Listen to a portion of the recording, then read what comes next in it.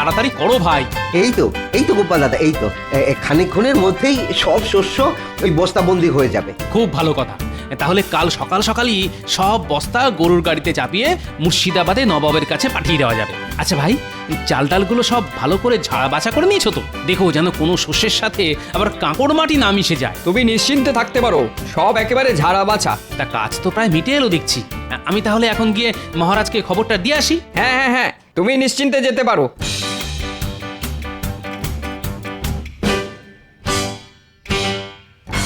কিরে, কাজ শেষ?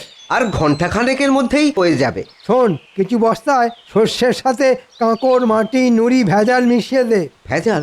ভেজাল মেশাবো কেন? তাতে কিছু শস্য বেঁচে যাবে, আর বেঁচে যাওয়া শস্যগুলো আমার বাড়িতে পাঠিয়ে দেবে। দেখো বোকার মতো কেমন দাঁড়িয়ে আছে দেখো। আরে এর জন্যে তোরা বকশিস পাবি। কিন্তু গোপাল দাদা যে বললো। আরে রাখ তোদের গোপাল দাদার কথা। সে ধর্মপুত্র যুধিষ্ঠির হতে পারে, কিন্তু তোদেরও তো বাড়তি কিছু পয়সা দরকার। না না, এরকম খারাপ কাজ আমরা করতে পারবো না। ভালো কথা বললাম, কানে গেল না? তোরা সকলে দেখছি খুব গোপাল দাদার ভক্ত হয়ে উঠেছিস। তাহলে মোট বাড়তি রোজগারের সুযোগকেও যখন হাতছাড়া করলি, তখন ওই বাঁধা মজুরিতেই খেটে মত যত সব।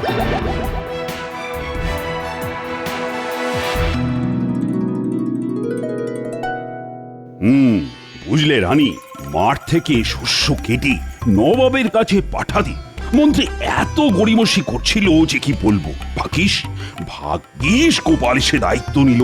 দেখবে ঠিক সময় মতো নবাবের খাজনা মুর্শিদাবাদে পৌঁছে যাবে। গোপাল আছে বলেই তো সব দিক দিয়ে ভরসা। ভেতরে আসবো মহারাজ? হ্যাঁ হ্যাঁ, এসো এসো এসো। ওদিকের খবর কি? নবাবের খাজনার শস্য কি প্রস্তুত? হ্যাঁ মহারাজ, যেটুকু বাকি আছে সেটা কিছুক্ষণের মধ্যেই শেষ হয়ে যাবে। ভালো ভালো ভালো, খুব ভালো। তা কালকেই কি? হ্যাঁ মহারাজ, কাল সকালেই 1 ডজন গরুর গাড়ি মুর্শিদাবাদের দিকে যাত্রা শুরু করে দেবে। দেখেছো দেখেছো রানী, গোপালের কি পরিপাটি কাজ। দাও দাও দাও, ওকে একটু মিষ্টি আর শরবত দাও। আমি এক্ষুনি আনাবার ব্যবস্থা করছি। না রানীমা, এখন থাক। কেন গোপাল, থাকবে কেন? এখনই তো বাড়ি গিয়ে চান করে ভাত খাবো। তবে একান্তই যদি খাওয়াতে চান, তাহলে কিছু মিষ্টি আর শরবত মাঠে পাঠিয়ে দিন। সকাল থেকে লোকগুলো বড্ড খেটে চলেছে রানীমা। গোপাল, তোমার মনের মধ্যে এত দয়া? দয়া নয় রানীমা, সামান্য একটু সহানুভূতি। আর এ সবই তো মহারাজের কাছ থেকে শেখা।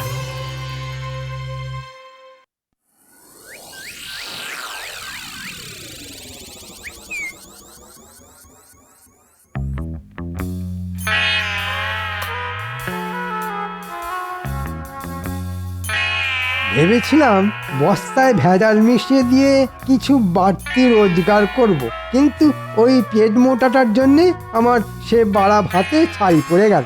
ধুর ধুর, ভালো লাগে না।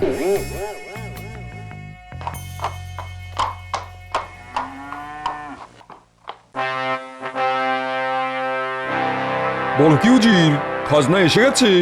হ্যাঁ হ্যাঁ হ্যাঁ হুজুর, এই ফাঁকে নিজের ঢাক নিজেই একটু বাজিয়ে নি। আসবেন না কেন হুজুর? আসলে খাম্বাজ রাজ আর কৃষ্ণচন্দ্রকে এমন ভয় দেখিয়েছিলাম না।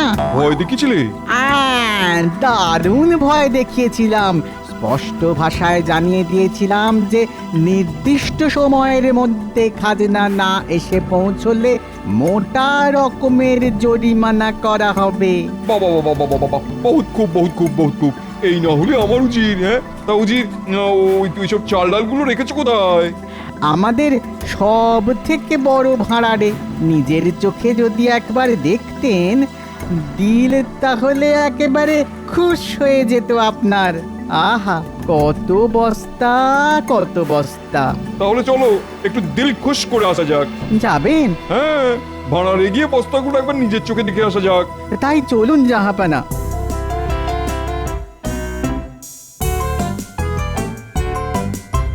কি হে ভাড়ার রক্ষক, গেলে কোথায়? আরে আরে, কি সৌভাগ্য আমার! স্বয়ং স্বয়ং নবাব বাহাদুর এসেছেন। ভেতরে নিয়ে চলো তো দেখি। আসুন আসুন জাহাপনা।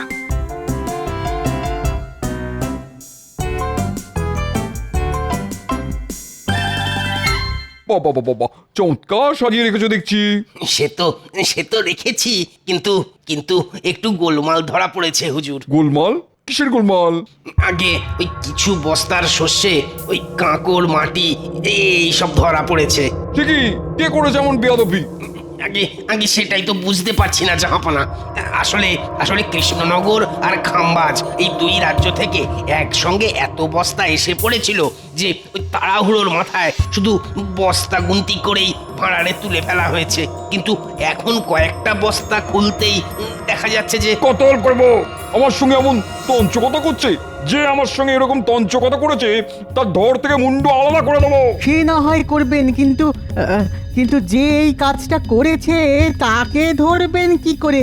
এখন তো সব বস্তা মিলেমিশে ওই যাকে বলে মুড়ি মিছড়ি একদর হয়ে গেছে। তবুও ধরবো, মানে ধরতেই হবে। মাথা খেলাও উজির, মাথা খেলাও। সে না হয় খেলাবো, কিন্তু আমি বলি কি, এখানে দাঁড়িয়ে চেঁচামেচি করলে আপনার শরীর খারাপ হতে পারে।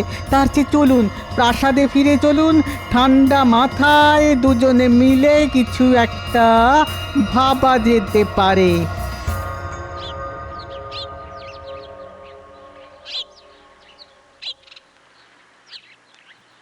কি গোপাল, বাজার হয়ে গেল? আগে হ্যাঁ, হাতের থলিটা তো দেখছি বড্ড ছোট, তা কি কিনলে? ওই তো কটা আলু, একটা পুঁচকে বেগুন, সামান্য লাউ শাক আর কুচো মাছ। আমার কিন্তু এত কমে আবার হয় না। আমার রোজ গোটা মাছ চাই, টাটকা আনাজপাতি চাই। আসলে আমি তো আর তুমি নই। হ্যাঁ সে তো জানি, আর সেই জন্যই তো ওই বাঁ হাতের বাড়তি রোজগারের জন্য সারাক্ষণ ছোক ছোক করেন।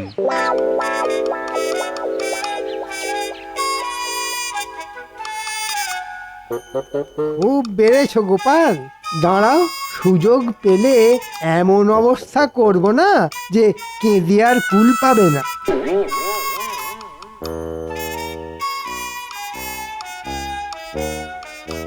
কি হলো উজির, মাথা থেকে কিছু বের হলো? চেষ্টা তো করেই যাচ্ছি হুজুর, কিন্তু কি করে বের হবে? কাবাব আর বিরিয়ানি খেয়ে খেয়ে তো মাথার ঘিলুতে চর্বি জমে গেছে। শোনো, তোমার ভরসাতে না থেকে আমি নিজেই একটা মতলব বের করে ফেলেছি। বের করে ফেলেছেন? বলুন বলুন শুনি, বলুন। না, এখন কিছু বলবো না, তবে কৃষ্ণচন্দ্র আর খাম্বাজ রাজাকে খবর পাঠাও। আমি যা বলবো তাদের সামনেই বলবো। ঠিক আছে।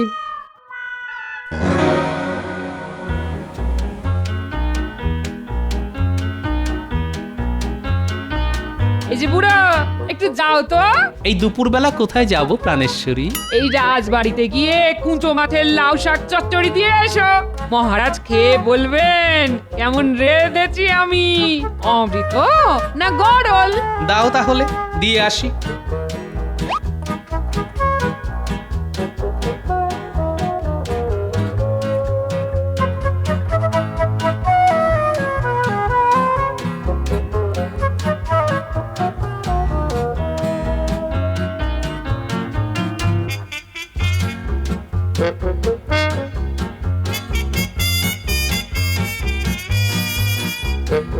মহারাজ। আরে গোপাল যে, কি খবর? না খবর কিছু নয়, আসলে আপনাদের বৌমা ওই কুঁচো মাছ দিয়ে একটু লাউ শাক চচ্চড়ি করেছে। মহারাজ যদি একটু খেয়ে দেখেন। ও মা, লাউ শাক চচ্চড়ি? দাও দাও, আমি খাবো আমি। কিন্তু মহারাজ। উনি তো ভোরবেলাতেই মুর্শিদাবাদ চলে গেছেন। মুর্শিদাবাদ? কিন্তু কাল রাজসভাতে তো কিচ্ছুটি বললেন না। জানলে তো বলবেন। আসলে কাল রাতেই তো খবর পেলেন যে নবাব জরুরি তলব করেছেন। নবাবের জরুরি তলব? ব্যাপারটা কেমন যেন খটোমটো ঠেকছে। ঠিক আছে, বাটিটা রাখুন, খেয়ে বলবেন কেমন রেঁধেছে আমার গিন্নি।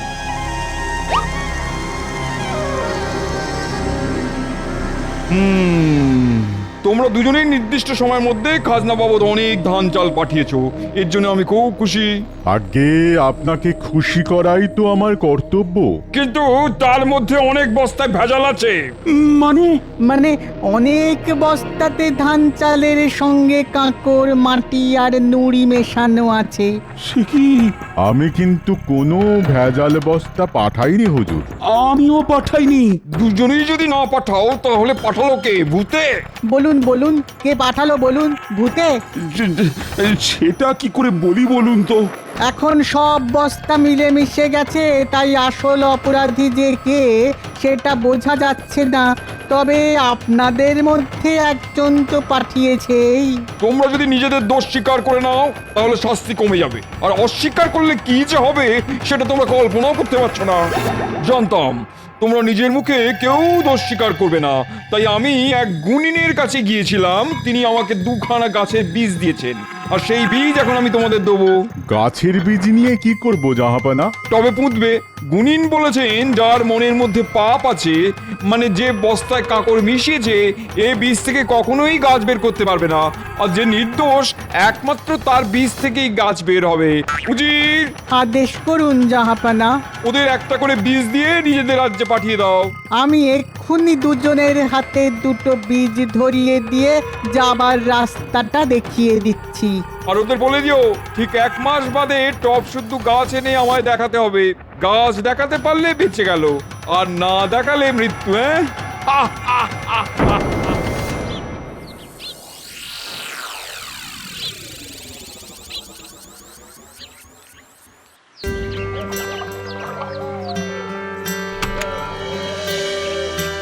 মা, বীজ থেকে যেন গাছ বের হয়। আমার মুখ রক্ষা করো মা। এত এত উতলা হচ্ছেন কেন? আহ, আপনি তো কোনো পাপ করেননি। দেখবেন বীজ থেকে গাছ ঠিক বের হবে। হ্যাঁ মহারাজ, দেখবেন নিয়ম মতো 2-4 দিনের মধ্যেই অঙ্কুর বের হবে। হলেই ভালো, আর না হলে? না হলে আপনার কি খুব আমোদ হবে মন্ত্রী মশাই? না না, আমোদ হবে কেন? মানে মহারাজের শাস্তি মানে তো আমাদেরই শাস্তি, তাই না মহারাজ? নবাবের কোপে পড়ে মহারাজের গর্দান গেলে ওই নবাবকেই আচ্ছা করে তৈলমর্দন করে কৃষ্ণনগরের সিংহাসনে বসতে হবে আমাকেই। হ্যাঁ, দেখি কোথাকার জল কোথায় গিয়ে দাঁড়ায়।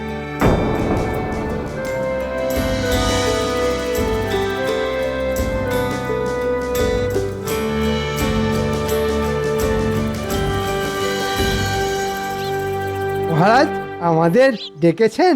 আর ডেকেছেন? আমার তো সর্বনাশ হয়ে গেছে মন্ত্রী। 15 দিন হয়ে গেল। দেখো দেখো, এখনো বীজ থেকে অঙ্কুর বের হয়নি। তাই তো, এটা তো বড় চিন্তার কথা। এই মৌকায় গোপালকে পেঁচে ফেলতে হবে। আচ্ছা গোপাল, এবার তো বস্তা ভরার দায়িত্বে ছিলে তুমি। সত্যি করে বলো তো, তুমি আবার চালে ডালে কাঁকড় মিশিয়ে দাওনি তো? কি বলছেন আপনি? আরে চালে ডালে আমি কেন কাকড় মেশাতে যাব? না মানে মানুষের মন তো, হয়তো লোভে পড়ে এমনটা করে ফেলেছো। এটা করে আমার লাভ? এ তো খুব সোজা অঙ্ক। মানে যতখানি কাঁকড় মেশালে ততখানি চাল ডাল নিয়ে গিয়ে ঘরে তুলে ফেললে। বাজে কথা মহারাজ, বিশ্বাস করুন এমন কাজ আমি করিনি মহারাজ। তাহলে 15 দিন কেটে যাবার পরও বীজ থেকে অঙ্কুর বের হচ্ছে না কেন? কেমন দিলাম গোপাল? সেদিন বাজারে আমার বাহাতের বাড়তি রোজগার করা নিয়ে অনেক কথা শুনিয়েছিলে। এবার ঠেলা সামলাও। কি হলো গোপাল, তুমি তো এত কথা বলো, তা এখন চুপ করে আছো কেন? আমার মনে হয় বীজটা নিষ্ফলা, মানে বন্ধা। এ বীজ থেকে গাছ হবে না মহারাজ। কে আমার বীজ বিশারদ এলেন রে, অমনি ফট করে বলে দিলেন এটা নিষ্ফলা বন্ধা বীজ। বলি, বীজ আবার কখনো বন্ধা হয় নাকি? হয় মন্ত্রী মশাই, বীজকে নুন জলে 2-1 দিন ভিজিয়ে রাখলেই বীজ বন্ধা হয়ে যায়। নবাবের আর খেয়ে দে কাজ নেই, তিনি এত সব করতে যাবেন। আর তিনি এসব করতে যাবেনি বা কেন? হয়তো তার অন্য কোনো উদ্দেশ্য আছে। আর একটাও বাজে কথা নয়, আমি বেশ বুঝতে পেরেছি। এইসব কুকাজের মূলে হচ্ছে তুমি। উফ, আমার না মাথার চুল ছিঁড়তে ইচ্ছা করছে। কেন যে তোমার মতো একটা জোচ্চোরের হাতে আমি এই দায়িত্ব দিয়েছিলাম। মহারাজ, আমি এখনো বলছি আমি নির্দোষ। আবার কোথা? যাও যাও, এই মুহূর্তে দূর হয়ে যাও আমার চোখের সামনে থেকে। কি হলো, মহারাজের কথা তোমার কানে গেল না? যাও, চলে যাও। আর যাবার আগে শুনে যাও, আমি কিন্তু তোমায় সঙ্গে করে মুর্শিদাবাদে নিয়ে যাব। নবাবকে বলে যথাযথ শাস্তির ব্যবস্থা করব তোমার। যাও যাও। দেখলেন তো মহারাজ, আমার কিঞ্চিত দেরি হচ্ছিল বলে কার হাতে তুলে দিয়েছিলেন এত বড় দায়িত্ব। কি হলো মহারাজ, কিছু বলুন। আচ্ছা মন্ত্রী, গোপালের কথা মতো বীজটা কি সত্যি সত্যি নিষ্ফলা? মানে বিজ্ঞানীও এখনো কৃষ্ণনগরে নেই, সে থাকলে না হয় তাকে দিয়ে পরীক্ষা করিয়ে নেওয়া যেত। এখন এখন যে কি করি? এসব নিয়ে কোনো চিন্তা করবেন না মহারাজ, আরে আমি তো আছি, আপনার মুশকিল আসান। শুনুন, আমি এক বীজ বিশারদকে চিনি। হ্যাঁ, তাই নাকি? হ্যাঁ, সে যেন তেন প্রকারেণ এই বীজ থেকে ঠিক গাছ বের করে দেবে, আর সেই গাছ নিয়ে আপনি ড্যাং ডেঙিয়ে নবাবের কাছে গিয়ে নিজেকে নির্দোষ প্রমাণ করে আসবেন। আহ, তাহলে আর দেরি করছো কেন? যাও যাও যাও, এক্ষুনি তার কাছে যাও। কিন্তু সে তো খালি হাতে কিছু করতে চাইবে না। তো কত দিতে হবে তাকে? ধরুন এই 500 মোহর। ঠিক আছে ঠিক আছে, রাজকোষ থেকে নিয়ে যাও। যথাজ্ঞা মহারাজ। হ্যাঁ, কেমন ফোকটছে 500 মোহর রোজগার হয়ে গেল। একেই বলে কারো সর্বনাশ আর কারো পৌষ মাস। হ্যাঁ,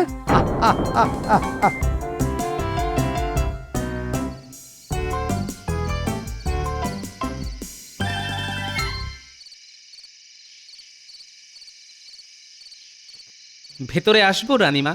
হ্যাঁ হ্যাঁ, এসো। আচ্ছা গোপাল, এসব কি শুনছি? তুমি নাকি? বিশ্বাস করুন রানীমা, আমি নির্দোষ। ওই মন্ত্রীর কথা শুনে সেটা আমিও বুঝতে পেরেছি, কিন্তু উপায়? আমি মহারাজকেও বলেছি, এখন আপনাকেও বলছি, নবাব কোনো বন্ধা বীজ দিয়ে মহারাজের সততা পরীক্ষা করতে চাইছেন। ওদিকে মন্ত্রী তো মহারাজের কাছ থেকে 500 মোহর নিয়ে একটা গাছ নিয়ে এসেছে। সেটা একবার দেখতে পারি? এসো আমার সঙ্গে।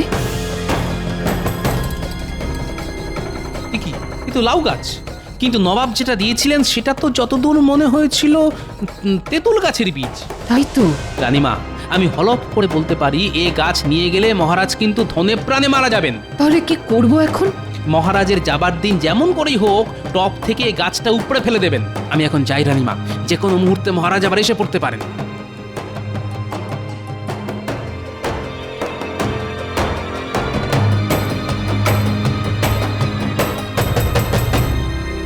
আসছি তাহলে রানী। সাবধানে যাবেন। কেন সাবধান কেন? আর তো বিপদের কোনো ভয় নেই।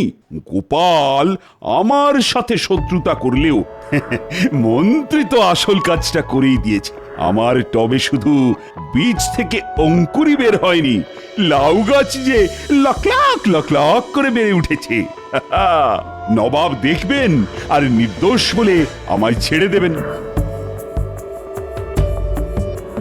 কি আমার গাছ? হায় হায় হায়, এ তো টপ থেকে কেউ উপড়ে নিয়ে চলে গেছে। এখন এখন আমি কি করব? মন্ত্রী, ও মন্ত্রী, দেখো দেখো দেখো, টব আছে, গাছ নেই। তাই তো, কে করলো? কি করে বলবো? তাহলে কি হবে? ইয়ার হবে, আমার গর্দানটাই যাবে। তাতে আমার ভালো হবে। তোমার গর্দান গেলে রাজা হব আমি। হ্যাঁ, আমি বলছি, যা হয়েছে তাতে হয়তো আপনার আমার সকলের ভালোই হবে। যান, ওই খালি টব হাতে করে নবাবের কাছে যান। আরে খালি হাতে গেলে তোমার মাথার সিঁদুর, হাতে শাঁখা পলা সব যে চিরকালের মতো খালি হয়ে যাবে রানী। তবুও বলছি, নির্ভয়ে গিয়ে সত্যের মুখোমুখি দাঁড়ান। তাহলে যাই। কিন্তু কিন্তু গোপাল কোথায়? ওকে আমি ছাড়বো না। তাই তো ওকে ধরে এনে রথে দাঁড় করিয়ে রেখে দিয়ে এসেছি। পালাবার কোনো পথ নেই, কারণ রক্ষীরা ওকে পাহারা দিচ্ছে।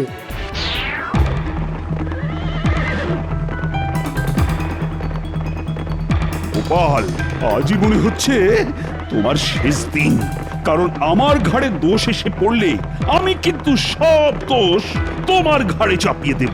যথাজ্ঞা মহারাজ। তবে একটা কথা, যা ঘটেছে সেটাই বলবেন, কারণ চিরকাল সত্যেরই জয় হয় মহারাজ। এই তুমি থামাতা।